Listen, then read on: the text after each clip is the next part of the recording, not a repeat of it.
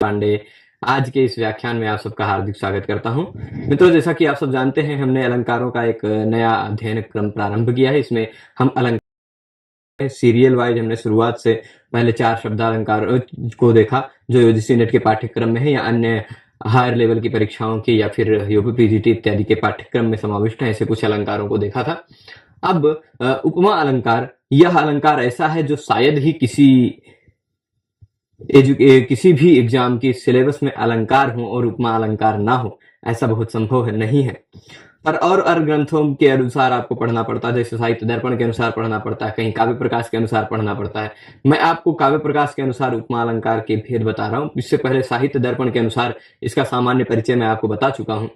साहित्य दर्पण के अनुसार सामान्य परिचय, काव्य प्रकाश के अनुसार सामान्य परिचय और फिर उसके साथ साथ काव्य प्रकाश के अनुसार लुप्तोपमा के भेद, साहित्य दर्पण के अनुसार लुप्तोपमा के भेद और पूर्णोपमा के भेद दोनों के अनुसार देखे। पूर्णोपमा के 6 प्रकार जो हो सकते हैं वो कैसे होते हैं, किस अंश का, कौन कौन से 4 ऐसे अंश हैं जो आ जाने के बाद और उन 6 प्रकार की देखा था। अब शुरू होती है जहां पर 4 के चारों अंशों में से कोई एक या कोई 2 या कोई 3 ना हो तो लुप्तोपमा हो जाती। एक अंश का लोप हुआ हो या फिर 2 अंश का लोप हुआ हो या 3 अंश का लोप हुआ हो तो लुप्तोपमा होती है। और यह लुप्तोपमा कितने प्रकार की होती है? कुल 19 प्रकार की काव्य प्रकाश में वर्णित है। 21 प्रकार की लुप्तोपमा साहित्य दर्पण में वर्णित है। पर हम हायर एजुकेशन के लिए, जैसे यूजीसी नेट हुआ, असिस्टेंट प्रोफेसर हुई, जेआरएफ की इत्यादि परीक्षाओं के लिए बता रहे हैं, तो वहां पर ज्यादातर जगहों पर काव्य प्रकाश के अनुसार यह ग्रंथ समाविष्ट है, यह विषय समाविष्ट है। इसलिए काव्य प्रकाश के उदाहरणों को दिखाएंगे, आपको समझाएंगे कि कहां कैसी लुप्तोपमा होती है। इसको मैंने यहाँ चार्ट बनाने का भी प्रयास किया है, यदि आप देख पा रहे होंगे इस विषय को। तो लुप्तोपमा में क्या होता है, चार्ट ऐसे बनाया है, कहीं एक चीज लुप्त होता है तो 13 प्रकार की लुप्तोपमा होती है। अब एक चीज में क्या क्या भाई, एक चीज लुप्त होता है तो एक लुप्ता उपमा 13 प्रकार की होती है। ठीक है, वो कौन कौन सी 13 प्रकार की? उसमें से आप देखेंगे, जब केवल धर्म का लोप होगा तो 5 प्रकार, जब उपमान का केवल लोप होगा तो 2 प्रकार, और जब वाचक का लोप होगा तो 6 प्रकार। ठीक, उपमेय का लोप नहीं होगा। उपमेय का लोप हो जाएगा तो किसकी तुलना कर रहे हैं पता ही नहीं चलेगा। ठीक है, ये 3 में से किसी एक का लोप होगा। देखिए, धर्म का लोप होगा तो 5 प्रकार की होगी उपमा। उपमान का लोप होने पर 2 प्रकार की होगी, समासगा और वाक्यगा। और फिर उसके बाद वाचक का लोप होने पर वाचक लुप्ता उपमा 6 प्रकार की होगी, यानी 6, 5, 11 और 2 13। 13 प्रकार की एक लुप्ता उपमा होगी। द्विलुप्ता उपमा 5 प्रकार की होती है। वो 5 कौन कौन से हैं, अगले पेज में उसका चार्ट बनाया है। और त्रिलुप्ता उपमा केवल 1 प्रकार की होती है, जहां 3 चीजें लोप होती हैं। कौन कौन? धर्म का लोप होता है, उपमान का और वाचक का, तीनों का लोप होता है। वो समास में ही हो पाता है। मृगनयना हरते मुनिर्मनः, मृगनयना आएगा शब्द, वहां पर धर्म, उपमान और वाचक 3 का लोप रहेगा। ठीक है, तो वो हो जाएगा कुल मिलाकर। अब देख लीजिए, यहां पर हमने बताया है धर्मलुप्ता उपमा 5 प्रकार कौन कौन सी, देख लीजिए। जो पूर्णोपमा में जो भेद थे वही के वही भेद धर्मलुप्ता उपमा में भी रहेंगे। श्रौती आर्थी वाक्यगा, श्रौती आर्थी समासगा, केवल आर्थी तद्धितगा रहेगी, श्रौती नहीं। तद्धित में आर्थी ही रहेगी। ठीक, इतना समझ जाएंगे। तो 5 प्रकार की जो अभी अब हम पूर्णोपमा में जितने 6 भेद देखे थे, उसी तरह 5 भेद मिलेगा, केवल आपको तद्धितगा में श्रौती वाली नहीं मिलेगी। तत्र तस्यैव सूत्र से, तत्र तस्यैव सूत्र से यदि वति प्रत्यय हम करने जाते हैं तो फिर यदि पहला भाग, इससे पहले वाला भाग देखा है आपने तो ही आपको समझ में आएगा। अन्यथा हो सकता है लुप्तोपमा में व्याकरण के अंश बहुत ज्यादा है साहित्य का विषय पर व्याकरण के अंश बहुत ज्यादा है, इसलिए सब इसका पढ़ाने का दुस्साहस नहीं करते हैं। बहुत सारे लोग इसको ऐसे ही छोड़ देते हैं, संक्षिप्त में बता देते हैं, पर मैं एक प्रकार से दुस्साहस कर रहा हूं, तो इसलिए मैं इतना आपको बोल रहा हूं। यदि आपने पिछले भाग को नहीं देखा है तो इस वीडियो को अभी रोक के पिछला भाग जरूर देख लें पहले, पूर्णोपमा के भेदों को, तो ये आपको बहुत आसानी से समझ में आएगा। तब देखिएगा, तत्र तस्यैव सूत्र से जब वो समास वो वति प्रत्यय लगता है तो श्रौती होती है, पर तत्र तस्यैव से लगेगा तो तस्य इव ऐसा रहेगा, यानी धर्म का लोप हो ही नहीं सकता धर्म के साथ, क्योंकि तस्य का कोई संबंध दिखाना पड़ेगा, कोई धर्म दिखाना पड़ेगा, इसलिए धर्म का लोप हो ही नहीं पाएगा। इसलिए आपको बता दे धर्म लुप्तोपमा आर्थी में नहीं हो पाएगी। ठीक है, अब इसके बाद वाचक लुप्तता के जो 6 प्रकार हैं तथा द्विलुप्तता के जो 5 प्रकार हैं, इनके आगे पेजों में मैं चार्ट बनाया हूं। यहां इस पेज में इतना ही शिफ्ट हो पा रहा था। उपमान लुप्तता के 2 प्रकार है, वो यहां शिफ्ट किया कर दिया, वाक्यगा और समासगा। ठीक है, तो यहां पर आप देख लीजिए, एक लुप्तता में धर्म लुप्तता के 5 प्रकार, उपमान लुप्तता के 2 प्रकार और वाचक लुप्तता के 6 प्रकार वो अगले पेज में मिलेंगे। द्विलुप्तता के जो 5 प्रकार है वो भी और आगे पेज में मिलेंगे, और त्रिलुप्तता का केवल 1 प्रकार है। तो एक चीज का लोप होने के पर 13, 2 चीजों का लोप होने पर 5 प्रकार और तीनों चीजों का लोप होने पर 1 प्रकार। इस तरह 13, 5, 18, 1, 19 प्रकार की लुप्तोपमा होती है। ठीक है, अब पहले हम केवल एक चीज के लोप होने पर क्या होता है, ये एक लुप्तोपमा है, इसको इस भाग में देखेंगे। द्विलुप्तता और त्रिलुप्तता को अगले भाग में देख लेंगे। ठीक है, एक लुप्तता में 13 प्रकार है, उन 13 प्रकारों को देखते हुए 13 का उदाहरण दिखाएंगे। पर अब देख ले, वाचक लुप्तता का हम बताए 6 प्रकार होता है, वो कैसे, समासगा, आर्थी और शुभ धातु प्रत्ययगा। समासगा केवल 1 प्रकार, शुभ धातु प्रत्ययगा 5 प्रकार। ठीक है, ये देख लीजिए, क्यचगा, क्यंगगा, णमुलगा। क्यचगा हो जाएगा, क्यचगा 2 प्रकार का, क्यंगगा 1 प्रकार का और णमुलगा 2 प्रकार का। यानी ये 5 शुभ धातु प्रत्ययगा हो गई कितने प्रकार की, और 1 हो गई ये। कुल मिलाकर ऐसा कह सकते हैं 6 प्रकार की लुप्तता उपमा। 5 शुभ धातु प्रत्यय का मतलब शुभ धातु प्रत्यय जो सन इत्यादि प्रत्यय होते हैं, उन प्रत्ययों के अंतर्गत क्यच प्रत्यय लगने पर, क्यंग प्रत्यय लगने पर, णमुल प्रत्यय लगने पर उपमा हो जाती है। क्यंग और क्यच और णमुल प्रत्यय इस तरह लग जाते हैं कि वह उपमा के किसी एक अंग को खा जाते हैं। ठीक, अंतर्निविष्ट कर लेते हैं, इसलिए लुप्ता हो जाते हैं वो अंग, तो लुप्त उपमा होती है। व्याकरण की प्रक्रिया को भी हम आपको समझाएंगे। और द्विलुप्तता उपमा 5 प्रकार की होती है। द्विलुप्तता उपमा में कौन कौन से, जब धर्म और वाचक शब्द दोनों का लोप हो जाता है। धर्म मतलब साधारण धर्म, जैसे सुंदरता इत्यादि बताई थी हमने, मुख में भी है, चंद्र में भी है, दोनों में है जो सुंदरता, वह धर्म होता है। तो धर्म का लोप हो और वाचक का यानी इव इत्यादि शब्द का लोप हो, ये दोनों का लोप होगा तो क्विप प्रत्यय में रहेगा और आर्थी रहेगा। ठीक, और फिर समास में रहेगा और आर्थी रहेगा। 2 प्रकार की धर्म वाचक लुप्तोपमा होगी, 2 लोप वाली। धर्म और वाचक के लोप होने पर 2, और धर्म और उपमान ये दोनों लोप हो, साधारण धर्म और उपमान इन दोनों का लोप हो तो भी 2 प्रकार, वाक्यगा और समास का वही।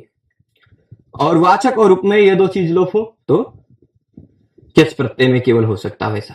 ठीक, क्यचगा। इतना कुल मिलाकर इतने प्रकार हैं, ये नहीं याद रहेगा तो भी चलेगा, आपको इतना केवल ध्यान रख लीजिएगा। द्विलुप्तता 5 प्रकार की, वाचक लुप्तता 6 प्रकार की, पूरी लुप्तोपमा खाली याद रखेंगे तो भी काम चल जाएगा। अब हमने आपको बताया था कि धर्म लुप्तता उपमा 5 प्रकार की होती है, तद्धित में श्रौति नहीं हो पाती, क्योंकि कोई ना कोई आपको क्या करना पड़ेगा, कोई ना कोई साधारण धर्म अगर श्रौति करने जाएंगे तो खोजना पड़ेगा जिसके साथ अन्वय हो पाएगा, तभी। नहीं, अन्वय नहीं हो पा रहा है इसलिए श्रौति नहीं होगी। ठीक है, तो अब देखिए, श्रौति केवल 2 प्रकार की रहेगी, वाक्यगा, समासगा, तद्धितगा नहीं हो पाएगी। आर्थी 3 प्रकार की रहेगी, वाक्यगा, समासगा, तद्धितगा। ये सारी पूर्णोपमा में जो हम बताए थे सारी बातें, उसी पूर्णोपमा के उदाहरणों को, उन्हीं उदाहरणों को हमने यहां लुप्तोपमा में कन्वर्ट कर दिया है, उन्हीं उदाहरणों को। ठीक, जैसे हमने तव मुखम सुंदरम यथा चंद्र ऐसा कहा था, सुंदर का शब्द का लोप कर दिया। ठीक, यहां पर आप देख लीजिए, मुख क्या है, जो अप्रसिद्ध पदार्थ है वह है उपमेय। एक अंग मिल गया आपको उपमेय, दूसरा अंग मिल गया उपमावाचक शब्द, तीसरा अंग मिल गया उपमान, प्रसिद्ध चीज। 3 चीज मिल रहे, पर चौथा अंग सुंदरता जो होनी चाहिए, मुख में भी है जो चांद में भी है, ऐसी दोनों चीजों में, दोनों में जो चीज होनी चाहिए साधारण धर्म, वो साधारण धर्म यहां नहीं दिखाई पड़ रहा है, इसलिए धर्म का लोप है, धर्म लुप्तता है ना। क्योंकि भाई मुख ऐसी कौन सी चीज, तुम्हारा मुख चांद जैसा है, पर क्या है, चांद जैसा सुंदर है कि चांद जैसा काला है। ये जो साधारण धर्म जो मुख में भी हो, चांद में भी हो, ऐसा साधारण धर्म यहां इस उदाहरण में नहीं कहा गया है, इसलिए धर्म लुप्तता उपमा है। यथा का प्रयोग होने के कारण श्रौति है। इव, यथा, वा, ये 3 शब्द याद रखिएगा। इव, यथा, वा, इन शब्दों का प्रयोग होने पर श्रौति होती है। तो ये श्रौति है यथा का प्रयोग होने के कारण। और उसके बाद क्या कह रहे हैं, यह यथा शब्द जो है वह स्वतंत्र रूप से एक शब्द के रूप में प्रयुक्त है, समास में प्रयुक्त नहीं है, वाक्य में प्रयुक्त है, इसलिए वाक्यगा है। तो वाक्यगा, श्रौति, धर्म लुप्तोपमा, यह ऐसे उदाहरण बना के हमने दिखा दिया है।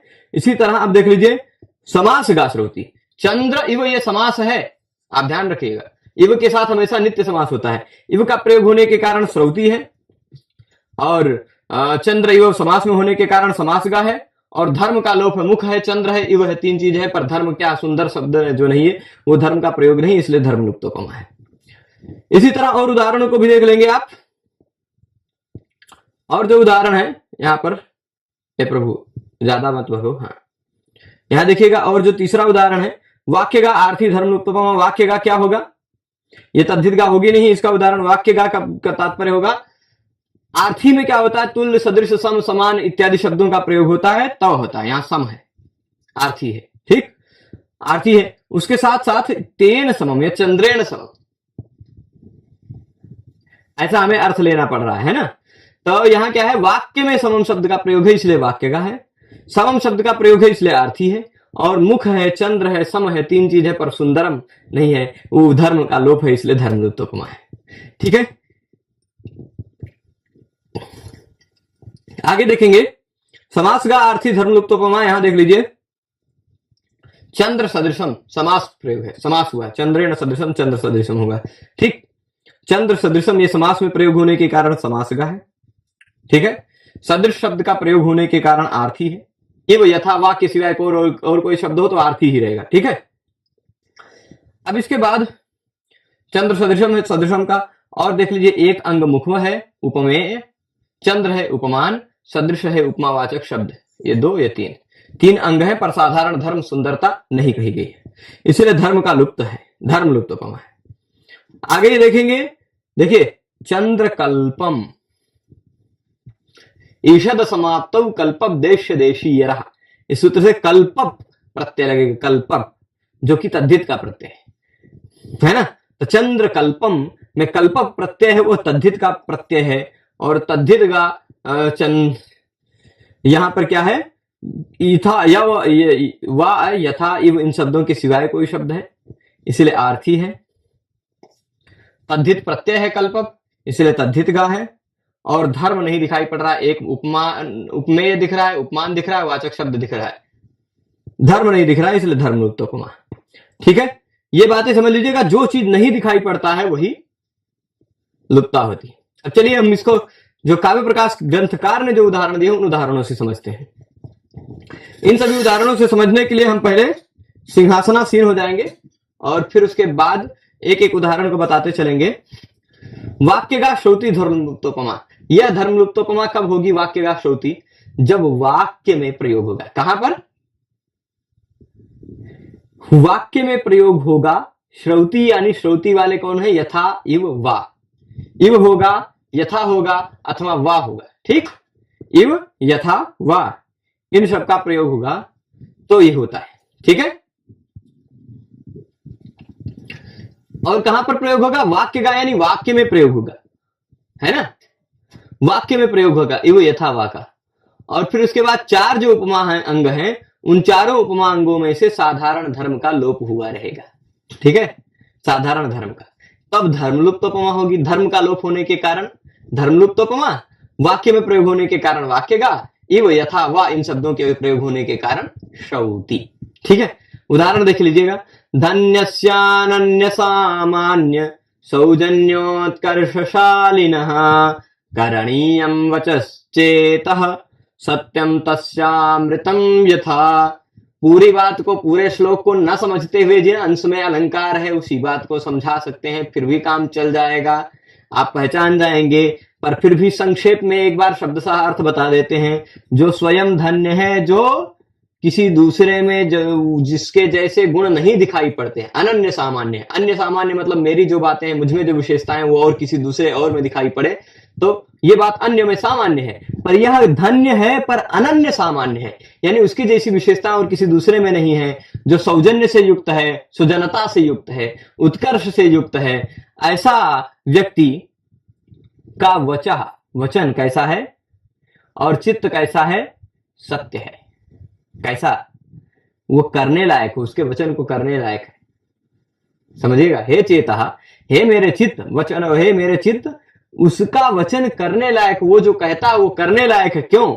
क्योंकि तस्य वचः, उसका वचन, तस्य वचः, तस्य वचः उसका वचन सत्यम अमृतम यथा। आप देखिए यहां यथा शब्द का प्रयोग है। उपमावाचक शब्द कौन सा है?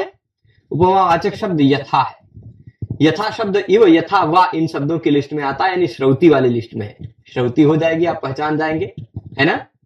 और ये यथा शब्द समास में नहीं है या तद्धित में नहीं है। यथा शब्द कैसा है? वाक्य में एक स्वतंत्र रूप से शब्द प्रयुक्त है, इसलिए वाक्य गा हो जाएगा। ठीक। और यहां तुलना क्या करी? उसका वचन अमृत के समान है। देख लीजिए, इतना ही अंश में उपमा है। तस्य वचः अमृतम यथा, ये चार चीजें। उसका वचन अमृत के समान है। अब उसका वचन देखिए किसकी की तुलना हो रही है?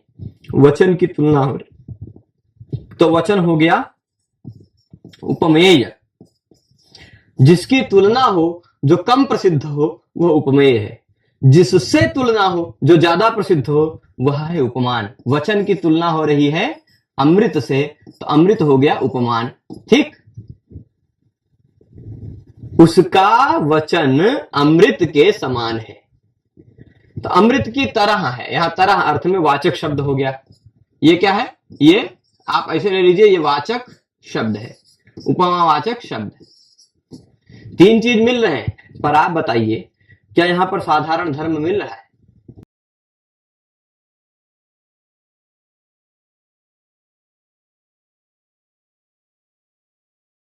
मधुरता वो यहां कहीं शब्दशः नहीं कही गई है, वो लुप्त है ना। इसलिए धर्म का लुप्त है। साधारण धर्म क्या होता है? मैं आपको उपमान, उपमेय, उपमा और साधारण धर्म और फिर उपमावाचक शब्दों के बारे में बताया था। उपमान वह होता है जो प्रसिद्ध चीज हो, जैसे चंद्र। उपमेय वह होता है जो अप्रसिद्ध है, जिसकी तुलना की जानी है, जैसे मुख। उपमावाचक शब्द होता है इव यथा वा सदृश सम कल्प तुल्य इत्यादि। और फिर एक साधारण धर्म होता है जो उपमा में भी हो और जो उपमान, उपमेय भी में भी हो और उपमान में भी हो। जैसे सुंदरता मुख में भी है, चांद में भी है। फिर लावण्यता कमल में भी है, चरण में भी है, सब जगह ऐसे, मतलब जो दोनों में। तो यहां क्या है? ऐसी कोई बात नहीं कही गई है जो अमृत में भी हो और वचन में भी हो, है ना। यानी मधुरता वो यहां शब्दशः नहीं कही गई है, इसलिए धर्म का लोप होने के कारण यह धर्म लुप्त उपमा है। ठीक है, ये आप पहचान जाएंगे आशा करता हूं। केवल जिन अंशों में है उपमा उसी अंश को बताते हुए हम थोड़ा सा जल्दी इसको खत्म करेंगे। आठवां प्रकार देखिएगा, मतलब कुल मिलाकर लुप्तोपमा का दूसरा प्रकार वाक्य का आर्थी धर्म लुप्तोपमाएं होगी। वाक्य का आर्थी, इसका तात्पर्य क्या होता है? जहां पर वाक्य में प्रयोग होगा, पर किनका? आर्थी प्रकार वालों का। आर्थी प्रकार वालों का तात्पर्य क्या है भाई? आर्थी वाले जो कुछ उपमावाचक शब्द हैं, सदृश, तुल्य, सम, समान इत्यादि, है ना। वाक्य में सदृश, सम, तुल्य, समान इत्यादि शब्दों का प्रयोग हो तो वाक्य में प्रयोग होने के कारण वाक्य का हो जाएगी। सदृश, तुल्य, सम, समान इत्यादि शब्दों का प्रयोग होने के कारण आर्थी हो जाएगी। और उसके साथ साथ उपमा में चारों अंग जो हैं उनमें से साधारण धर्म का लोप हुआ, साधारण धर्म का लोप हुआ हो, वहां धर्म लुप्त उपमा होगी। उदाहरण देखिए, आकृष्ट करवालो सौ, संपराये भी पाठ मिलता है और सांपराये भी मिलता है। संपराये परिभ्रमण प्रत्यर्थि से नया दृष्ट कृतांतेन समः प्रभु। यहां क्या कह रहे हैं? आकृष्ट करवालो सौ, करवाल कहते हैं तलवार को, करवाल तलवार एक मिलता जुलता है ना। आकृष्ट करवाला, तलवार को खींच लिया है। ठीक, तलवार को ऐसे खींचते हैं ना, निकाल लेते हैं। तो आकृष्ट करवाला असौ, असौ मतलब वह तलवार को खींचा हुआ वह राजा ऐसा प्रतीत हो रहा है। कैसा? असौ मतलब वह तलवार को आकृष्ट किया हुआ, तलवार को खींचा हुआ मतलब म्यान में से निकाल कर हुआ। सांपराये परिभ्रमण, युद्ध भूमि में परिभ्रमण करता हुआ, है ना। परिभ्रमण क्षत्रिय प्रत्यय लगा है, क्षत्रिय प्रत्यय का अर्थ होता है वर्तमान अर्थ वाला। तो परिभ्रमण यानी परिभ्रमण करता हुआ, कहां पर? सांपराये, संपराय में मतलब युद्ध भूमि में। और जब ऐसा वह तलवार लेके खींच के दौड़ रहा है, संपराय में परिभ्रमण कर रहा है, चारों तरफ घूम रहा है, तो प्रत्यर्थी सेना, प्रत्यर्थी सेना मतलब शत्रु की सेना, जो सामने आई हुई है सेना, उस प्रत्यर्थी सेना, शत्रु सेना सह दृष्टा, असौ दृष्टा मतलब वह देखा गया, वह देखा गया। कैसा देखा गया? कृतांतेन समः प्रभु, सह असौ प्रभु, वह प्रभु दृष्टा देखा गया, ध्यान दीजिएगा यहां पर, असौ मतलब यह प्रभु यानी राजा, दृष्टा देखा गया। कैसा देखा गया? तलवार को खींचा हुआ देखा गया, युद्ध भूमि में घूमता हुआ देखेगा। वह राजा शत्रु सेना के द्वारा देखा गया, वह राजा शत्रु सेना के द्वारा देखा गया, पर कैसा? तलवार को खींचा हुआ देखा गया, युद्ध भूमि में घूमता हुआ देखा गया, और यमराज के समान देखा गया। जैसे यमराज निकल आते हैं ना तो कोई सामने दिखेगा क्या?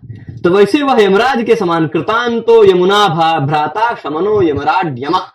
यमराज के पर्यायवाची शब्दों में अमरकोश में ऐसे कहा है, कृतांत, यमुना भ्राता, शमन, यमराट, यम, ऐसे कुछ नाम है उनके। ठीक, तो कृतांत का तात्पर्य क्या होता है? कृतांत शब्द का तात्पर्य सिद्धांत भी होता है, पर कृतांत का तात्पर्य होता है एष अस्माकं कृतांतः। वो सिद्धांत के पर में भी कृतांत शब्द का प्रयोग करते हैं, परंतु यहां कृतांत शब्द का तात्पर्य है यम। तो कृतांत के समान देखा गया कौन? वह राजा। अब आप देखिएगा तुलना किससे की गई है? यम से, कृतांत से। इसलिए प्रसिद्ध वस्तु कौन है? वो राजा ज्यादा प्रसिद्ध नहीं है, कृतांत ज्यादा प्रसिद्ध है, इसलिए कृतांत हो जाएंगे उपमान। एक चीज दिख गया है ना। और फिर उसके बाद असौ, वह राजा है या वह प्रभु है, असौ प्रभु। ठीक, वह कैसा हो जाएगा? वह कम प्रसिद्ध है, उसकी तुलना हो रही है यमराज से, तो यह हो जाएगा उपमेय। जिसकी तुलना होती है जो कम प्रसिद्ध होता है वह उपमेय, जिससे तुलना होती है जो ज्यादा प्रसिद्ध होता है वह उपमान। ऐसा हम सिंपल शब्दों में बताएं तो प्रभु वह हो गया उपमेय, कृतांत हो गया उपमान, और सम शब्द का प्रयोग है जो कि उपमा वाचक शब्द है। कैसा है? ये वाचक शब्द, ऐसा शॉर्ट में मैं लिख देता हूं। तो तीन चीज दिख रहा है ना, तीन चीज दिख रहा है, उपमान, उपमेय और वाचक शब्द। परंतु आप बताइए, वह राजा यमराज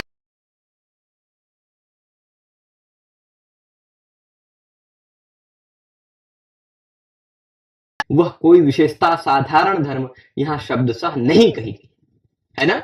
जैसे तो मैं वही उदाहरण देता हूं बार बार, मुख और चांद में जो सुंदरता, सुंदर को शब्द सा कह दिया जाता है, वह साधारण धर्म का कथन होता है। परंतु यहां यमराज कहा गया, वो प्रभु भी कहा गया, वो यमराज के समान है ऐसा कहा गया, पर यमराज के समान घातक है या यमराज के समान भयंकर है, भीषण है, प्रभावशाली है। क्या है यमराज के समान?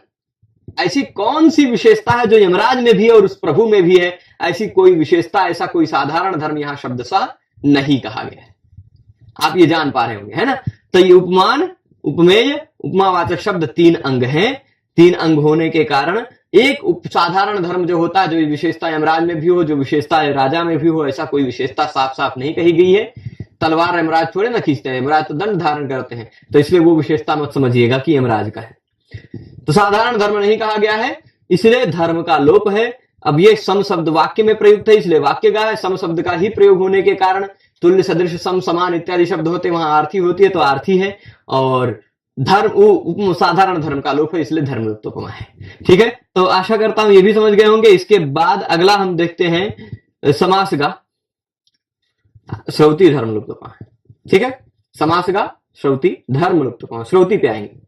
इसका क्या विशेषता होगी भाई? जहां पर समास में इव, यथा, वा, इन तीनों में से किसी शब्द का प्रयोग हो। ठीक, या इव शब्द का ही प्रयोग समास में। इव, यथा का समास में कम प्रयोग होता है, वा का कम प्रयोग होता है। इव होगा तो हमेशा समास रहेगा, ये नियम है। इवेन नित्य समासः, तो इव का सब प्रयोग हो समास में, क्या होगा? इव का प्रयोग होगा समास में, इसलिए समासगा रहेगी। और चार जो उपमांग है उनमें से साधारण धर्म का लोप रहेगा। ठीक है, तो धर्म लुप्त उपमा रहेगी। जैसे देखें, करवालैवाचारस्तस्य वागमृतोपमा विषकल्पम मनोवेत्सि यदि जीवसि तत्सखे। यहां पर क्या है? इस उदाहरण में तीन उदाहरण है। इस उदाहरण में धर्म लुप्तोपमा के बाकी तीनों उदाहरण हो जाएंगे। धर्म लुप्तोपमा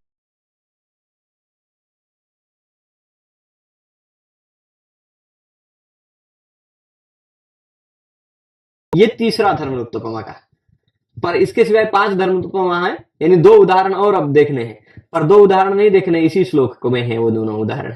ठीक, वही दोनों उदाहरण इसी श्लोक में है। हमने इतने अंश को ही मोटा करके रखा है, यानी यह देख लीजिए, यह जो उदाहरण समास का श्रौती धर्म लुप्तोपमा का है वो ये है। फिर आगे आएगा अमृतोपमा एक उदाहरण है, विषकल्पम एक उदाहरण है। ये समास का है, ये भी समास का है, ये समास का श्रौती है, ये समास का आर्थी है, और ये तद्धित का है आर्थी, तद्धित का आर्थी। ठीक है, 3 उदाहरण यहां पर मिलेगा, पर अभी आगे समझाएंगे। पहले भी यहां क्या करें, यहां खाली इस श्लोक का अर्थ बता देता हूं। उसका आचरण तलवार की भांति है। तस्य आचारः, उस राजा का आचार तलवार की भांति है। ठीक, उस राजा की वाणी अमृत के समान है, वाक अमृतोपमा। ठीक, उसका आचार आचरण तलवार की तरह है, वाणी अमृत की तरह है, और मन, राजा नहीं किसी एक व्यक्ति का, मान लीजिए कोई दुष्ट है, कोई दुष्ट व्यक्ति होगा, उसकी प्रशंसा करते हुए कह रहा है भाई उसका आचरण क्या है, बोलने में बहुत मीठा बोलता है, पर आचरण तो तलवार की तरह है, काटता रहता है, दुश्मनी निभाता रहता है। तलवार की तरह आचरण है, वाणी अमृत की तरह है, और मन तो उसका जहर के समान है, विषकल्पम, जहर के समान उसका मन है, मन में जहर भरा हुआ है। और ये सब कुछ तुम जान जाओगे यदि उसके पास रह के जियोगे, तो उसके पास पहुंच जाओगे तो तलवार की तरह आचरण है। तलवार के साथ रह के कोई जीवित रहता है क्या, कट जाता है ना। उसके हृदय में, उसके मन में कितना जहर भरा पड़ा है, यदि तुम उसके पास रहोगे तत् सखे यदि जीवसी, उसके साथ रहकर यदि तुम जीवित रहोगे तो जानोगे, वेदसी तो जानोगे। ठीक है, तो ये तात्पर्य है। अब इसमें हम देख लेते हैं कैसे समास का श्रौती धर्म लुप्तोपमा है। देखिए, करवाल इव यह समास है, इव शब्द के साथ कोई समास होता है, पर बीच में से विभक्ति का लोप नहीं होता, इसलिए आपको लगता है 2 अलग अलग शब्द हैं, पर वस्तु की तरह करवाल इव। अगर वागर्था विव में, वागर्थों में जो द्विवचन है वो लुप्त नहीं हुआ, तो करवाला हमें एक वचन है वो क्यों लुप्त होगा, है ना, विभक्ति का लोप नहीं होता बीच में से। तो करवाला इव, करवाल इव, तलवार की भांति उसका आचरण है। पर आप देखिएगा यहां पर उपमेय क्या है, उपमेय है उसका आचरण, उपमान है तलवार, है ना, और उपमावाचक शब्द है इव। आचरण तलवार की भांति है, 3 चीज कहा गया है। आचरण हो गया उपमेय, तलवार हो गया उपमान, ये हो गया उपमावाचक शब्द। ये उपमेय क्यों है, क्योंकि बहुत ज्यादा प्रसिद्ध नहीं है उसका आचरण। पर यह उपमान क्यों हो गया, क्योंकि ये बहुत ज्यादा प्रसिद्ध है काटने के लिए, है ना, और ये उपमावाचक शब्द है। 3 चीज है। पर आप बताइए ऐसी कौन सी विशेषता है जो तलवार में भी है उसके आचरण में भी है। तो आप कहेंगे भाई काट डालने वाली विशेषता, नष्ट कर डालने वाली विशेषता, मार डालने वाली विशेषता, क्या यहाँ कहीं कही गई शब्द सा नहीं। वो जो साधारण धर्म है, जो तलवार में भी होनी चाहिए, जो आचार में भी होनी चाहिए, वो यहाँ साधारण धर्म शब्द सा नहीं कहा गया है, इसलिए धर्म लुप्तोपमा है। ठीक, तो अब देखिए करवाल इव आचार 3 अंग है, पर केवल धर्म का लोप हुआ इसलिए धर्म लुप्तोपमा है। इव शब्द का समास में प्रयोग होने के कारण समास का है, और इव शब्द है, इव यथा वा होता वहां श्रौती होती है, समास का श्रौती धर्म लुप्तोपमा है। ये पहचान गए। अब आ जाते हैं समास का आर्थी धर्म लुप्तोपमा में। उसका यहाँ वही उदाहरण है श्लोक, हमने उस अंश को मोटा कर दिया है, जहां जिस अंश में है उसी अंश को। जहां पर आप समास में तुल्य सदृश सम समान इत्यादि शब्दों का प्रयोग देखेंगे, समास में देखेंगे तभी, तुल्य सदृश सम समान उपम इत्यादि शब्द। ठीक है, तो ये समास का हो जाएगी। पर आर्थी यानी क्या होगी, आर्थी का तात्पर्य है इतने ही तुल्य सदृश सम समान उपम इत्यादि शब्द होते वहां आर्थी ही होती है, यथा वा इव का प्रयोग होने पर श्रौती होती है। ठीक है, धर्म लुप्तोपमा, क्योंकि धर्म लुप्त रहेगा, साधारण धर्म जो दोनों में होना चाहिए ऐसा कोई साधारण धर्म वह लुप्त रहेगा। देखिएगा जैसे तस्य वाक अमृतोपमा, इतने ही अंश का अर्थ बताते हैं आपको, पूरे श्लोक का तो अर्थ बता ही चुके हैं, है ना। तो वाक वाणी अमृतोपमा है, अमृत के समान है, वाणी अमृत के समान है। देखिए वाणी की तुलना की गई है अमृत से की गई है। वाणी हो जाएगी कम प्रसिद्ध है इसलिए उपमेय, अमृत ज्यादा प्रसिद्ध है इसलिए उपमान, उपमा ये उपमावाचक शब्द है। 3 चीज है, उपमेय, उपमान, उपमावाचक शब्द, ये तीनों क्रमशः कहे गए हैं। पर ऐसी कौन सी विशेषता है जो वाणी में भी है, ऐसी कौन सी विशेषता है जो अमृत में भी है, वो विशेषता यहाँ शब्दशः नहीं कही गई है। इसलिए वाग अमृतोपमा में जो वाक और अमृत में दोनों में साधारण धर्म मधुरता या क्या कहते हैं आनंददायकता, ये जो दो विशेष गुण होना चाहिए जो वाक में भी है जो अमृत में भी है, ऐसा कोई विशेषता यहाँ शब्दशः नहीं कही गई। इसलिए धर्म का साधारण धर्म का लोप है, साधारण धर्म का लोप है इसलिए धर्म लुप्त है। उपम शब्द का प्रयोग है तो इसलिए आरती है, और उपम शब्द का समास में प्रयोग है। अमृतेन उपमा ऐसा सा उपमा अमृतोपमा, अमृत से जिस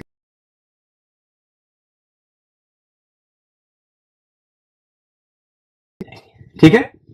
आगे चलते हैं, अब तद्धित का पे आ जाते हैं।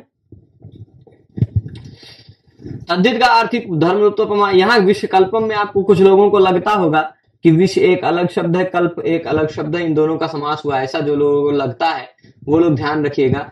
कल्पप एक प्रत्यय है, कल्पप देश देशीयर, ये तीनों प्रत्यय एक ही सूत्र से होते हैं। ईषद समाप्तो कल्पप देश देशीयर, ऐसा करके सूत्र है। ये सूत्र देखिएगा यहाँ क्या कहा जा रहा है, तलवार की तरह आचरण है उसका, वाणी अमृत के समान है। मन कैसा है उसका, विश्व कल्पम मन। देखिए मन की तुलना की जा रही, जहर से की जा रही है, और कल्पप यह उपमावाचक शब्द है। मन है उपमेय है ना, कल्पप है उपमावाचक शब्द, यद्यपि प्रत्यय है, वाचक है, वाचक, इसको हम वाचक लिखते हैं, केवल वाचक लिख देते हैं, उतने से काम चल जाएगा। और फिर उसके बाद ये जो है ना विष, यह है विष के समाज से तुलना हो रही है, इसलिए विष है उपमान। ठीक है, उपमान वाचक और उपमेय तीन है, पर भाई विष के भांति उसका मन है, पर ऐसी क्या विशेषता है जो विष में भी है और मन में भी है, वो साधारण धर्म यहाँ शब्दशः नहीं कहा गया। विष की तरह घातक है उसका मन, या विष की तरह नष्ट कर जो विष में भी है जो उसके मन में भी है, ऐसा कोई साधारण धर्म यहाँ शब्दशः नहीं कहा गया, इसलिए धर्म लुप्त उपमा। देखिए, और तद्धित प्रत्यय कल्पक का प्रयोग होने के कारण तद्धित का, और कल्पक ही है इसलिए आर्थी है। इव यथा वह शब्द होता तो फिर आपको श्रुति मिलती। ठीक है, आगे चलते हैं। इस तरह हमने 5 प्रकार के लुप्ता उपमा को देख लिया जहां पर धर्म का लोप होता है। अब कहीं कहीं साधारण धर्म रहता है, उपमेय रहता है, वाचक शब्द भी रहता है, पर उपमन्वय लुप्त हो जाता है। ठीक है, उपमेय ही लुप्त हो जाता है, नहीं उपमान ही लुप्त हो जाता है। उपमान मतलब ज्यादा प्रसिद्ध, जैसे मुख और चांद में चांद ज्यादा प्रसिद्ध है, वो उपमान है, वही लुप्त हो जाएगा, है ना। तुम्हारे मुख जैसा तो कुछ नहीं, तुम्हारे मुख जैसा तो कुछ नहीं, तुम्हारा मुख चांद जैसा, ऐसा कहते तो चांद प्रसिद्ध उपमान है, पर तुम्हारे मुख जैसा कुछ मिलता ही नहीं। अब देखिए उपमान ही नहीं रह गया, पर उपमा रहेगी, उपमान नहीं होगा। जैसे अब देखेंगे, तब मुखे न सदृशम रम्यम न दृश्यते, वाक्य में अब देखिए ये ज्यादातर आर्थी में ही होगा, समास का भी आर्थी, साक्य का भी आर्थी, श्रुति में नहीं होती उपमान लुप्त उपमा। उपमान का लोप कैसे करेंगे, अगर श्रुति इव इत्यादि शब्द का प्रयोग करेंगे, है ना। आप चंद्रस्य इव, यथा चंद्रा, यथा का प्रयोग करेंगे तो चंद्रा प्रयोग करना पड़ेगा ना। तो मुखम सुंदरम यथा, यथा कह देंगे तो फिर बिना चंद्र के काम चला लेंगे क्या। तुम्हारा मुख सुंदर है जैसे, जैसे के साथ कुछ बोलना पड़ेगा ना। चंद्र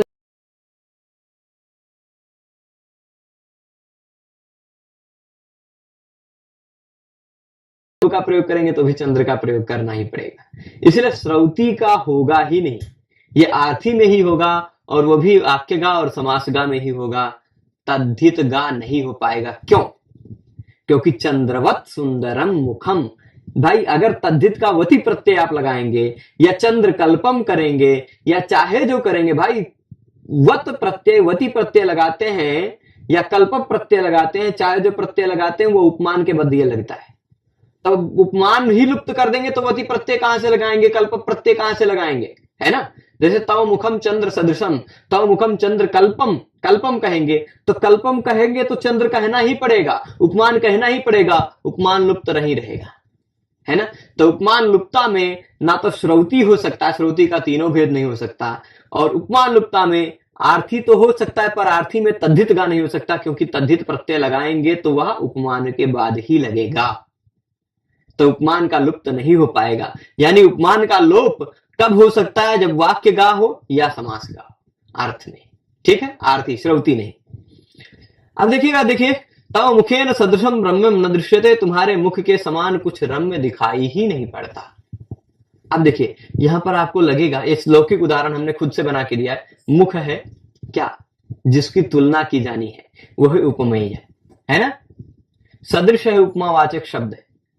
और साधारण धर्म जो जो उपमान में भी हो उपमेय में भी हो, ऐसा साधारण धर्म सुंदरता रम्यता, वो भी तीनों चीज कहेगी। साधारण धर्म भी कहा गया, उपमान भी कहा गया, सॉरी उपमेय भी कहा गया और उपमावाचक शब्द भी कहा गया। ये तीनों है पर उपमान नहीं कहा गया। तुम्हारे मुख के सदृश रम्य कौन है, चंद्र, वो चंद्र नहीं कहा गया, उपमान का लुप्त है, इसलिए उपमान लुप्त उपमान। वही अब देख लीजिए, यहां ये वाक्य में प्रयोग है सदृश का, यहां तो मुख समम समास में प्रयोग हो गया, इसलिए समास का है, बस पूरा समान वाक्य। तो अब देखिएगा हम बताते हैं इसी का उदाहरण, वाक्य का अर्थी उपमान लुप्तोपमा का। इसकी विशेषता क्या होगी 12वें प्रकार की, कि जहां पर हम वाक्य में तुल्य सदृश सम समान उपम इत्यादि शब्द का प्रयोग देखेंगे। कहां पर, वाक्य में, तो वाक्य का होगी, तो और तुल्य सदृश सम समान उपम इत्यादि शब्द होगा, इसलिए अर्थी होगी। और चारों उपमांगों में से उपमान का लुप्त रहेगा, इसलिए उपमान लुप्त है। उदाहरण देखिएगा, सकल करण पर विश्राम श्री वितरणम, एक मिनट, सकल करण पर श्री विश्राम, यहां देख लीजिए थोड़ा सा ऊपर नीचे हो जा रहा है, इतने ही अंश में है, ठीक है। सकल कर्ण पर विश्राम श्री वितरणम न सरस काव्यस्य दृश्यते अथवा निशम्यते सदृशमंसां समात्रेण। तात्पर्य समझिएगा, सभी इंद्रियों को परम विश्राम की शोभा वितरण करने वाले सरस काव्य के समान सदृश, सरस काव्य के समान अंशांश मात्र में भी कुछ नहीं, ना तो दिखाई पड़ता है ना तो सुनाई पड़ता है, ठीक। दृश्यते न निशम्यते, समझिएगा। आप क्या है, किसी काव्य के बारे में बता रहा है, कोई ऐसा काव्य है, काव्य सुनते हैं तो आपको क्या होता है, आहा आनंद आ जाता है, आह्लादकता जग जाती है। तो कहते हैं सभी कर्णों को, सभी इंद्रियों को, सभी विषयों को एक प्रकार से एकदम थकान से मुक्त कर देती, विश्रांति दे देती, अद्भुत आनंद दे देता है काव्य को, है ना। तो सभी कर्णों के परम विश्राम देने वाला, विश्राम की शोभा वितरण करने वाला सरस काव्य के सदृश समान ना तो दिखाई पड़ता है अथवा न सुनाई पड़ता है। निशम्यते मतलब सुनाई पड़ता है, ना तो उसके जैसा कुछ दिखाई पड़ता है ना तो उसके जैसा कुछ सुनाई पड़ता है। सरलता में मैं अर्थ बता दिया, परंतु अब क्या है, यहां पर सरस काव्य की तुलना करती है। सरस काव्य के समान क्या है, अमृत है। यह मान लीजिए सरस काव्य एक औषधि के समान है, या सरस काव्य किसके समान है, ऐसा कोई वस्तु उपमान प्रसिद्ध कुछ मिला ही नहीं, है ना। तो सरस काव्य के समान ना तो कुछ दिखाई पड़ता है ना तो कुछ सुनाई पड़ता है। भाई ऐसा कह देते सरस के काव्य के समान अमृत है, ऐसा कह देते तो काम चल जाता। यानी उपमेय है सरस काव्य, सदृश है उपमावाचक शब्द, और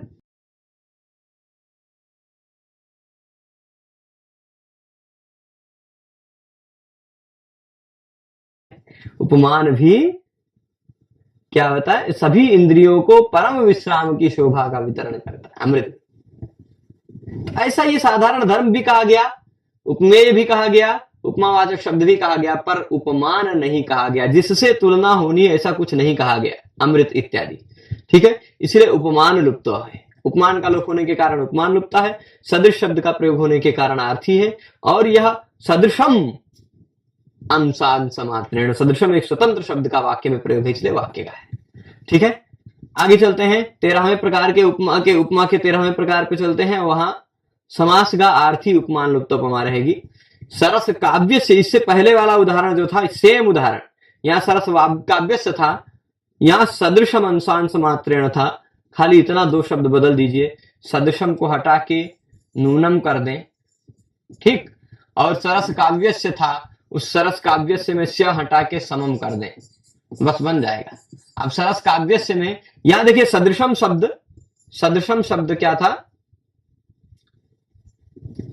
स्वतंत्र शब्द प्रयोग था वाक्य में, परंतु यहां वह जो समम शब्द उपमावाचक शब्द है वो सरस काव्य समम आ गया, समास में आ गया, इसलिए समास गा हो जाएगी, है ना। और फिर उसके बाद सारी बातें वही रहेंगी, आर्थी रहेगी और उपमान का लोप रहेगा, उपमान लुप्ता उपमा होगी। खाली इतना ही परिवर्तन है वही। और देख लीजिए वो श्लोक को हम लिख ही दिए हैं, देख लीजिए, है ना। सरस काव्य से था, या सरस काव्य समम हो गया, समम आ गया एक ही समास में, इसलिए हो गई समास का। समम शब्द का प्रयोग है, तुल्य सदृश सम उपम उपमान इत्यादि शब्दों का प्रयोग है, इसलिए है आर्थी। और उपमान नहीं है इसलिए उपमान लुप्ता। किससे तुलना करने सरस काव्य की, वैसा कोई पदार्थ नहीं दिखाया गया है, इसलिए यह उपमान लुप्तोपमा है। ठीक है, चलेगा। पूरा शब्दावली वैसी ही है, कुछ कठिन नहीं है। अब वाचक लुप्ता उपमा के 6 प्रकार हैं, उन 6 प्रकारों को देखेंगे। वाचक लुप्ता उपमा क्या होती है? समास गा और सुपधातु प्रत्यय गा, यहीं से शुरू हो जाती है व्याकरण की विषयावली। उपमा अलंकार में व्याकरण यहीं से घुस जाता और इसी से फिर आगे अटकने लग जाते हैं जो सामान्य साहित्यिक होते हैं, जिनका व्याकरण में सामान्य गति होती है या फिर गति नहीं होती, या परंपरागत गुरु से नहीं पढ़े रहते हैं, ऐसे लोगों को दिक्कत होने लग जाती है। पर जो व्याकरण के नियमों को जानता है, क्यच क्यंग इत्यादि को जानता है, णमुल को जानता है, वह व्यक्ति गुरुमुख से न पढ़ने पर भी इस विषय को शुरुआत में अगर थोड़ा बहुत गुरुमुख से पढ़ लिया, फिर पंक्तियों को खुद से भी लगा सकता है, क्योंकि कुछ नहीं है। अब बता दिए वाचक का लोप हो जाता, उपमा वाचक शब्द यानी इव, यथा, तुल्य, सदृश, सम, समान इत्यादि जो शब्द वो शब्द नहीं दिखाई पड़ेंगे, पर फिर भी उपमा रहेगी। सिंपल है ना। तुल्य, सदृश, सम, समान इत्यादि वाचक शब्द नहीं दिखाई पड़ेंगे, फिर भी उपमा रहेगी, इसीलिए वाचक लुप्तोपमा है। एक ही चीज खाली लुप्त रहेगा, बाकी उपमेय भी रहेगा, उपमान भी रहेगा,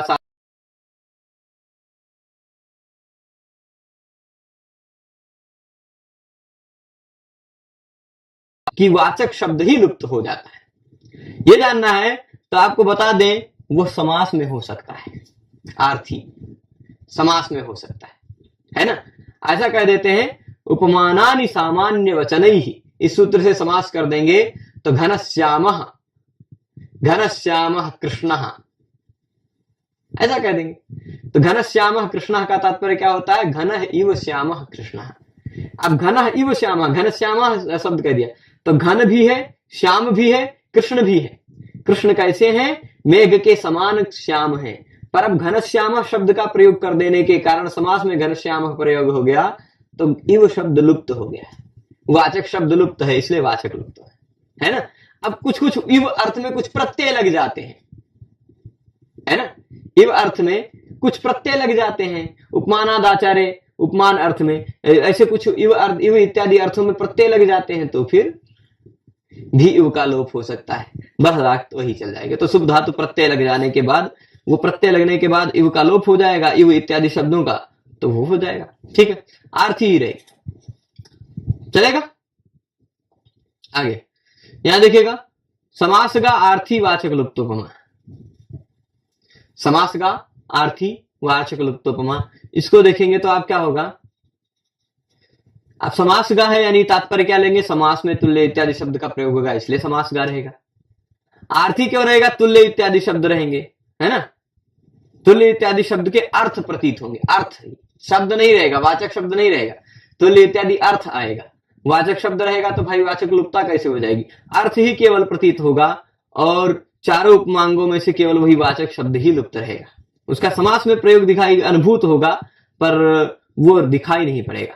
जैसे ततः कुमुदनाथेन कामिनी गंड पांडुना नेत्रानंदेन चंद्रेण माहेन्द्रीदगलंकृता।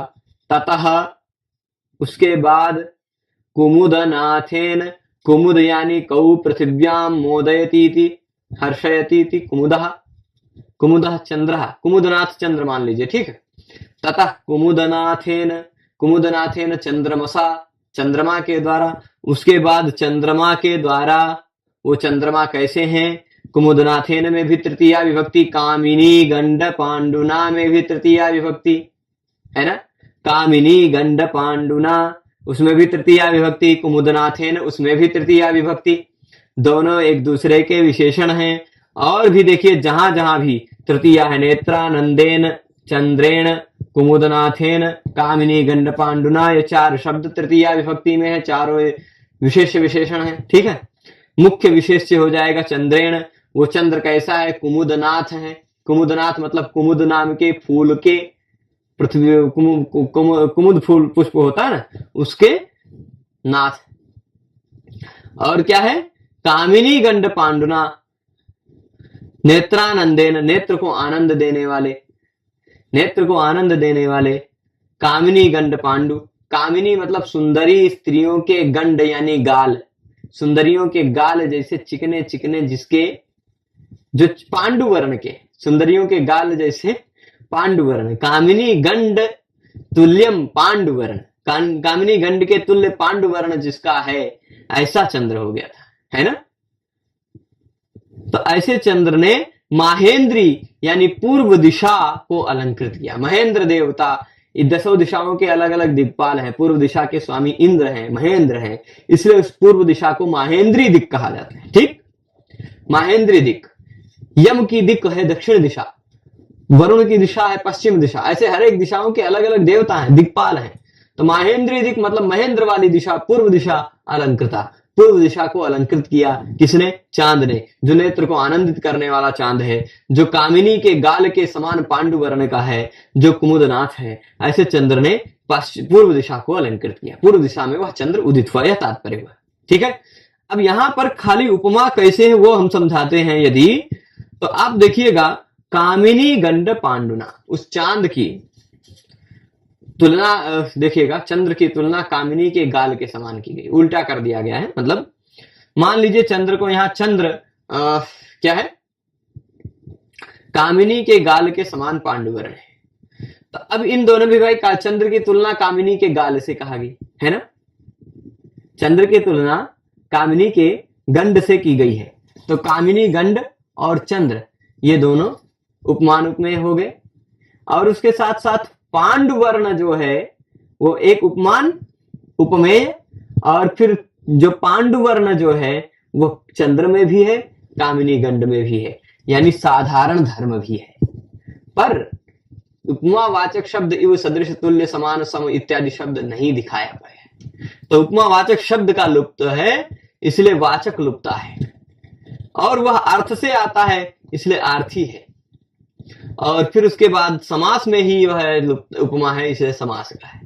ठीक है, तो समास का आर्थी वाचक लुप्तोपमा का उदाहरण हमने देख लिया। इसके बाद आगे देखते हैं, उदाहरण ज्यादा नहीं, कोई कोई एक ही उदाहरण। अब देखिए, ये एक ही उदाहरण में आपको 3-4 उदाहरण मिल जाएंगे एक ही श्लोक में।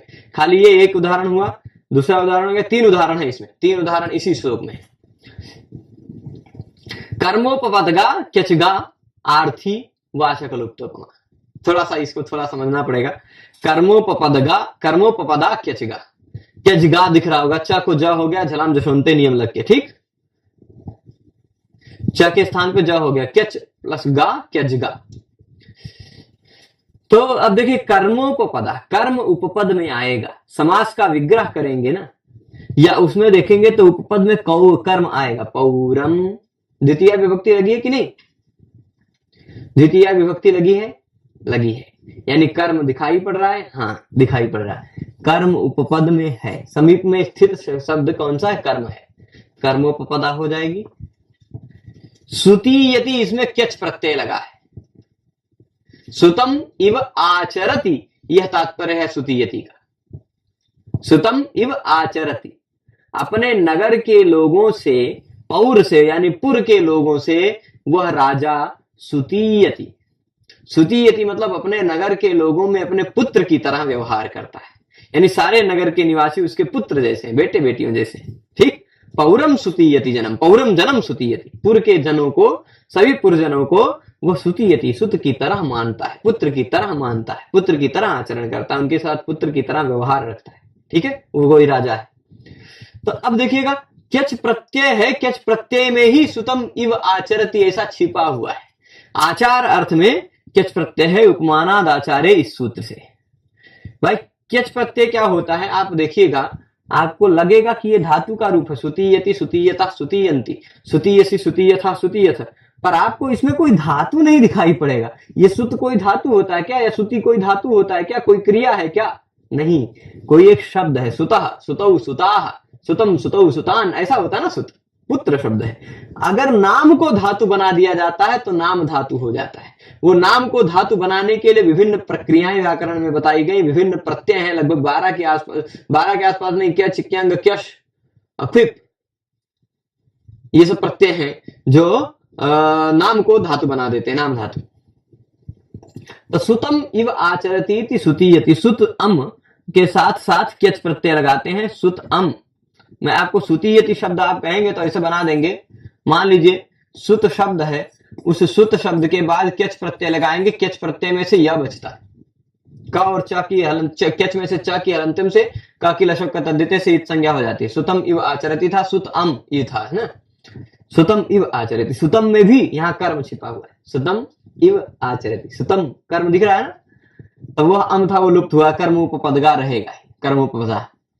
और फिर अस, ये क्या कहते हैं, केचिच, केचिच यह नियम लगेगा, केच प्रत्यय तुरंत बाद में हो तो उस केच प्रत्यय के पहले आने वाले अ के स्थान पे ई हो जाता, सुतीय बन जाएगा।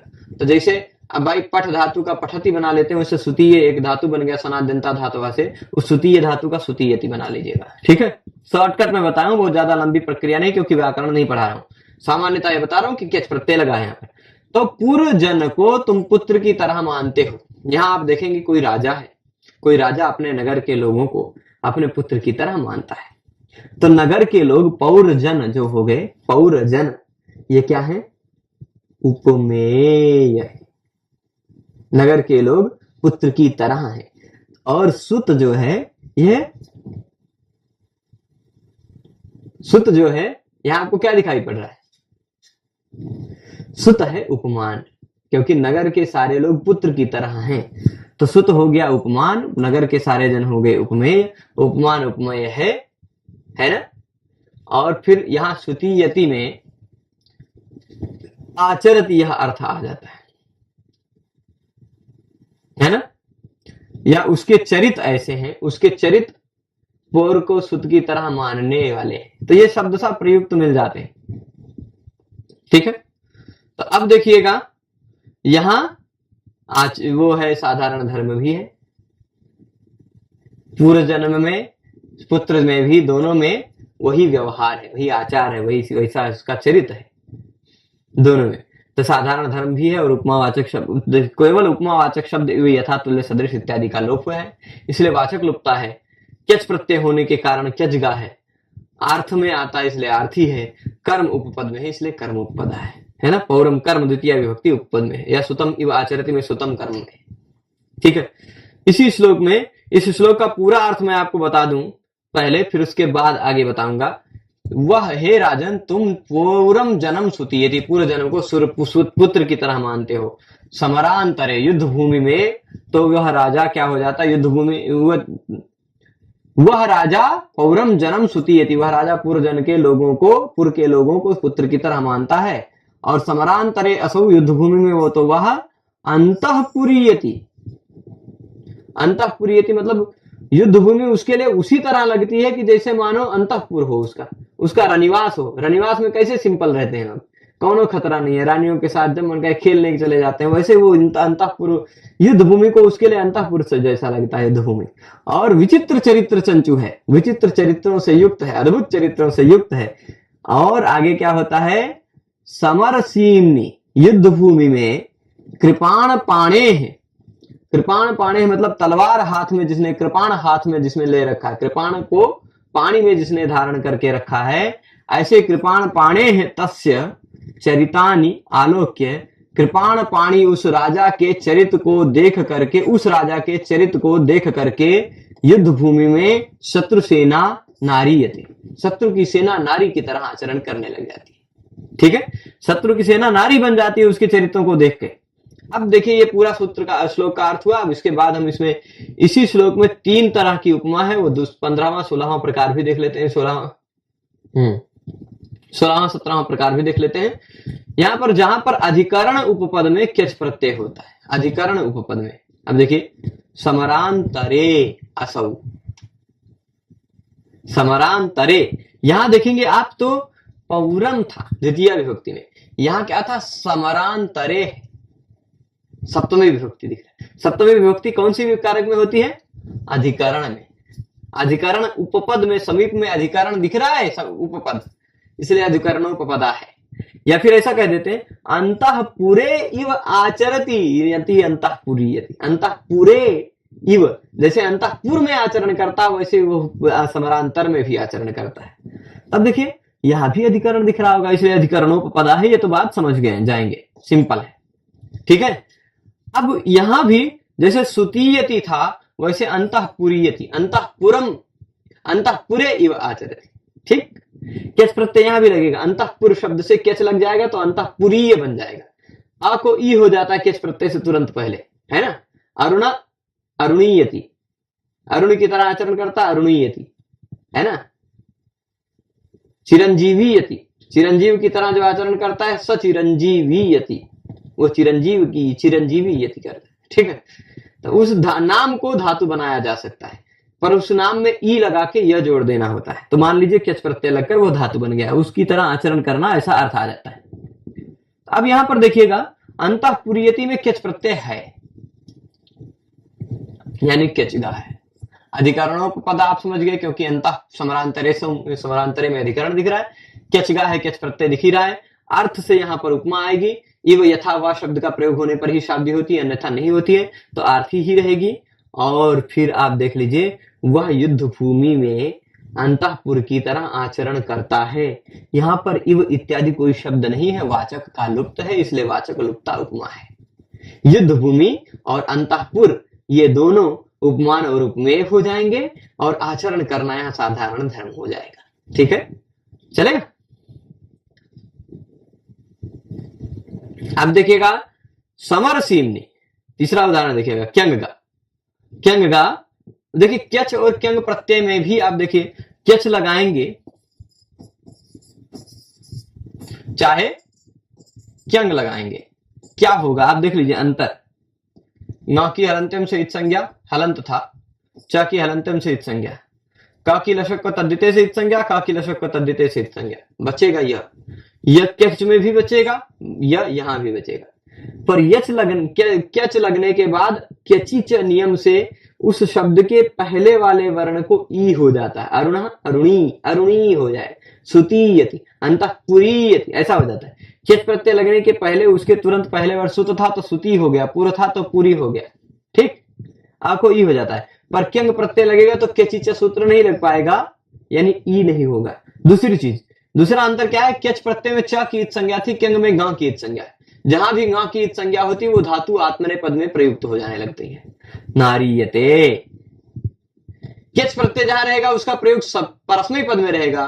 क्यंग प्रत्यय ङित है, अनुदात्त ङित आत्मनेय पदम, ग की इत संज्ञा हुई है इसलिए आत्मनेय पद है, अनुदात्त ङित आत्मनेय पदम से आत्मनेय पद में इसका प्रयोग हुआ है। ठीक है, तो नारीयते यह क्यंग प्रत्यय का उदाहरण है।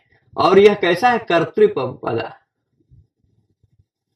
कर्तृपदा मतलब उपपद में करता रहेगा, है ना। तो शत्रु सेना यह उपपद में है, मान लीजिए शत्रु सेना क्या है, करता है, करता है ना।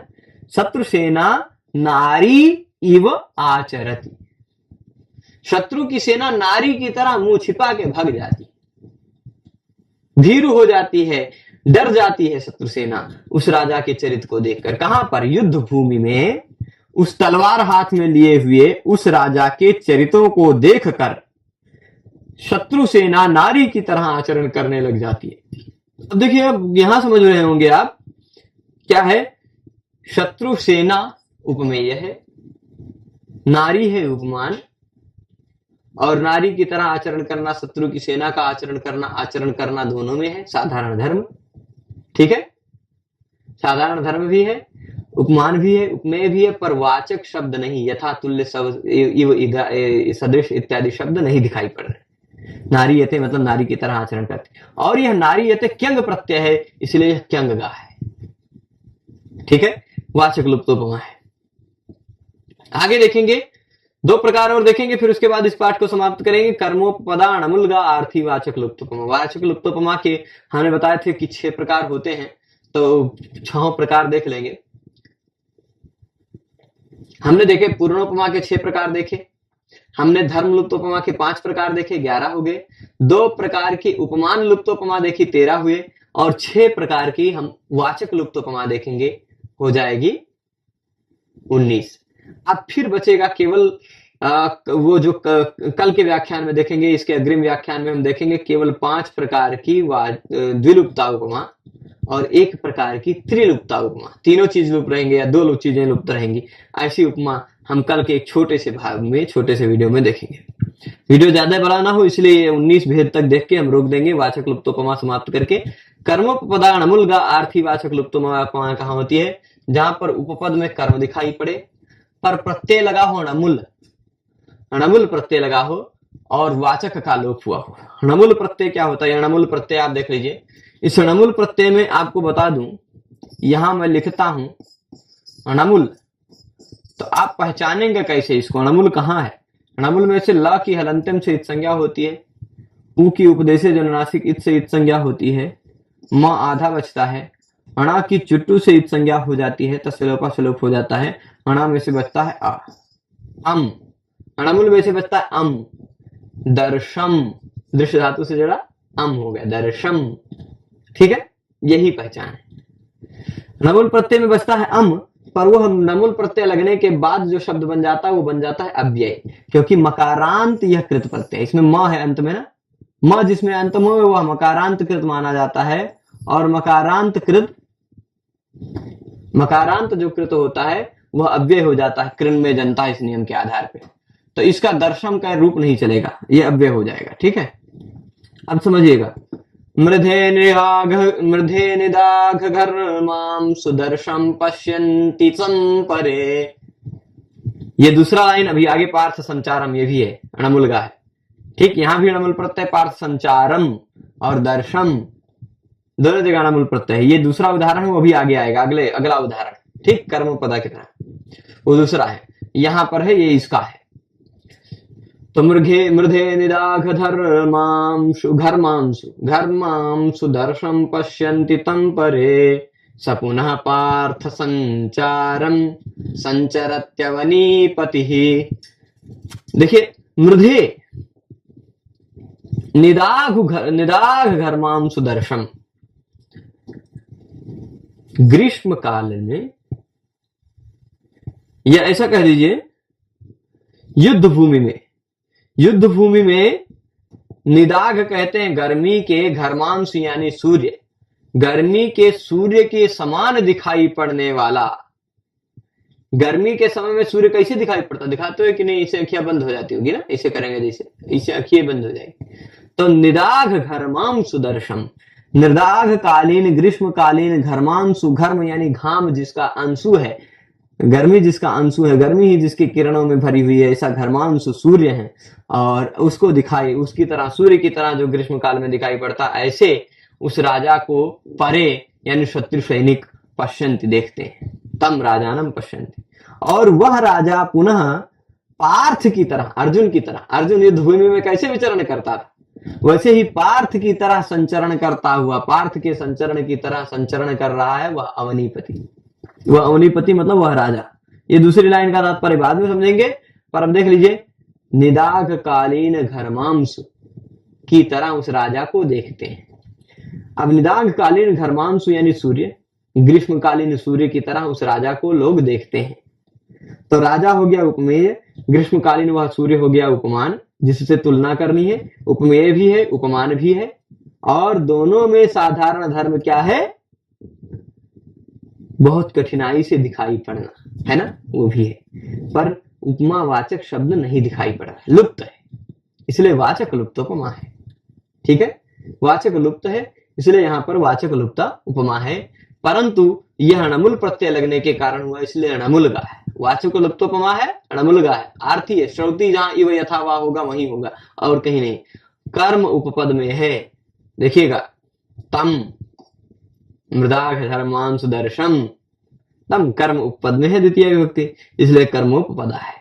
ठीक है, बहुत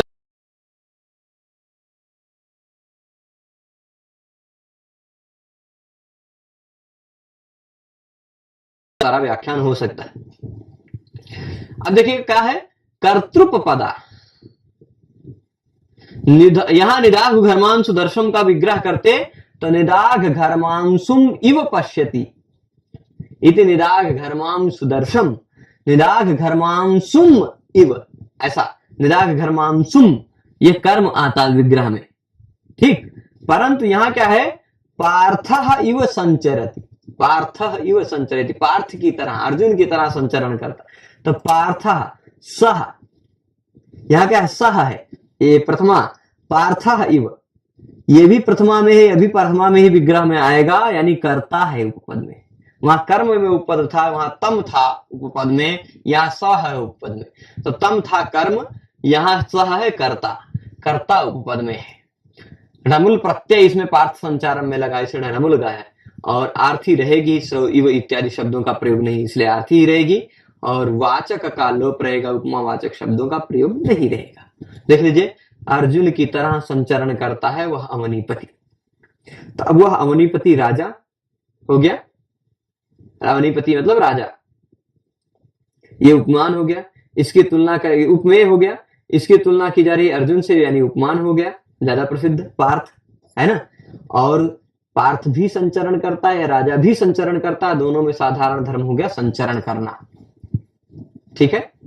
तो साधारण धर्म भी है, पार्थ यानी उपमान भी है, अवनीपति उपमेय भी है, परंतु उपमावाचक शब्द यथा सदृश समतुल्य इत्यादि जो होते हैं उसका लोप है, इसलिए वाचक लुप्त उपमा है।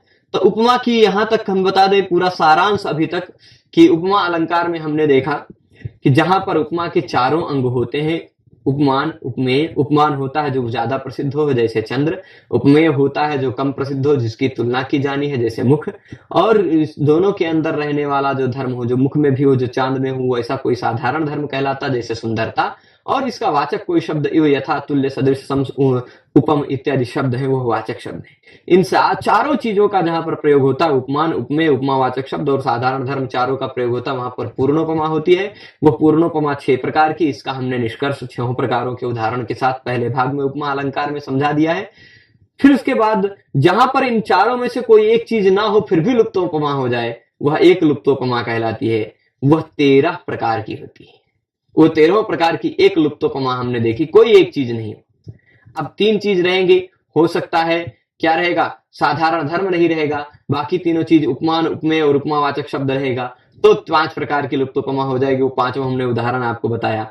अब मान लीजिए साधारण धर्म है, उपमेय भी है, वाचक शब्द भी है, पर उपमान लुप्त हो गया है, तो उपमान लुप्तोपमा भी 2 प्रकार की होगी, वो भी हमने दोनों प्रकार बताया, 5 2 7 प्रकार हो गया।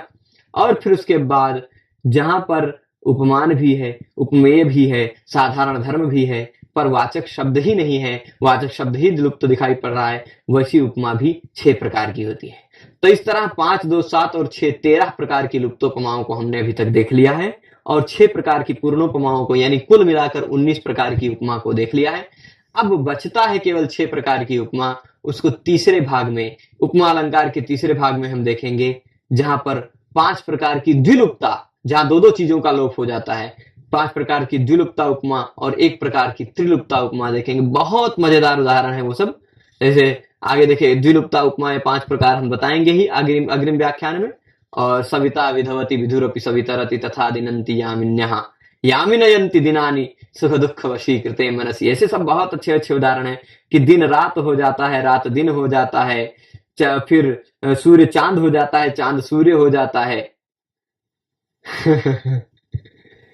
ऐसे फिर ये किसके लिए, सुख दुख वशीकृते मनसि, जो बहुत सुख में रहता है ना, सुख दुख वशीकृते मनसि, जो बहुत सुखी रहता है उसके लिए दिन कैसा लगता है, रतियों दिन के समान हो जाता है, पूरा रात सुखी सुखी बीत जाता है, पता ही नहीं चलता। या दुख में रहता तो भी उसके लिए रात दिन के समान बीत जाता है, दुख में बीत जाता, सो ही नहीं पाता है ना। और किसी किसी के लिए दिनों रात की तरह हो जाता, दुख की तरह, दुख में वशीभूत है, बहुत ज्यादा दुख हो गया, खूब रोया, दिनों में सो जाएगा, तो दिनंति यामिन्यः, सूर्य चांद की तरह तो लगने लग जाता, चांद सूर्य की तरह लग जाता है। विरह से व्यथित मन है, दुख से व्यथित मन है, तो उसको चांद भी तपाता है, और विरह व्यथित नहीं है, साथ में प्रेयसी का संयोग है और कुछ भी है, तो फिर दोपहर में भी घूम लेते हैं, सविता विधवती विधु की तरह बन जाता है। तो वो सारी बातें, उन सब उदाहरणों को हम कल देखेंगे। आज के इस पाठ में इतना ही। आप सभी लोग पूरे पाठ में जुड़े रहे, उसके लिए आप सभी को बहुत बहुत धन्यवाद। फिर मिलेंगे आप सबसे अग्रिम पाठ में, तब तक के लिए धन्यवाद। नमस्कार। नमः संस्कृताय।